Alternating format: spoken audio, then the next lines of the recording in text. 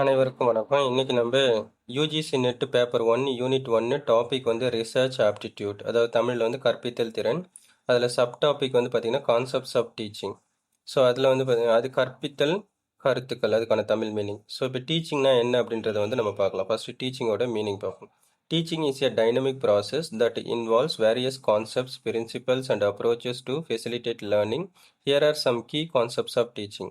கற்பித்தல் என்பது பல்வேறு கருத்துக்கள், கொள்கைகள் மற்றும் கற்றலை எளிதாக்கும் அணுகுமுறைகளை உள்ளடக்கிய ஒரு மாறும் செயல்முறையாகும்.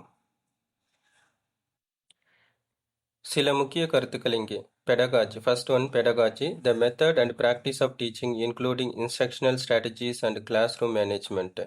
கற்பித்தல், கற்பித்தல் உத்திகள் மற்றும் வகுப்பறை மேலாண்மை உட்பட கற்பித்தல் முறை மற்றும் நடைமுறை. Second, andragogy. The theory and practice of teaching adult learners, focusing on self-directed learning. Andragogy, சுய இயக்க கற்றலின் கவனம் செலுத்தி வயது வந்த கற்பவர்களுக்கு கற்பிப்பதற்கான கோட்பாடு மற்றும் நடைமுறை. Third, constructivism. A learning theory emphasizing active student participation in building knowledge through experiences. கட்டமைப்புவாதம், அனுபவங்கள் மூலம் அறிவை வளர்ப்பதில் செயலில் மாணவர்கள் பங்கேற்பை வலியுறுத்தும் ஒரு கற்றல் கோட்பாடு. Differentiated instruction. Fourth, tailoring teaching methods to meet the diverse needs of students. வேறுபட்ட அறிவுறுத்தல், மாணவர்களின் பல்வேறு தேவைகளை பூர்த்தி செய்ய கற்பித்தல் முறைகளை வடிவமைத்தல்.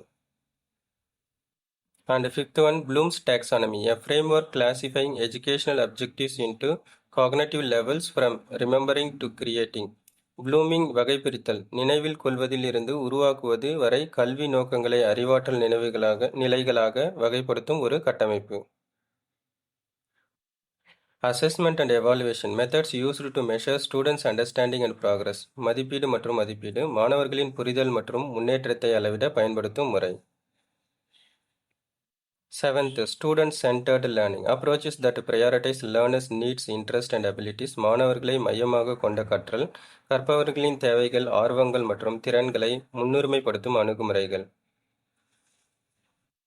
Then classroom management, strategies to maintain the effective learning environment. வகுப்பறை மேலாண்மை, பயனுள்ள கற்றல் சூழலை பராமரிப்பதற்கான உத்திகள். 9, experiential learning, learning through experience, reflection and application. அனுபவ கற்றல், அனுபவம், பிரதிபலிப்பு மற்றும் பயன்பாடு மூலம் கற்றல்.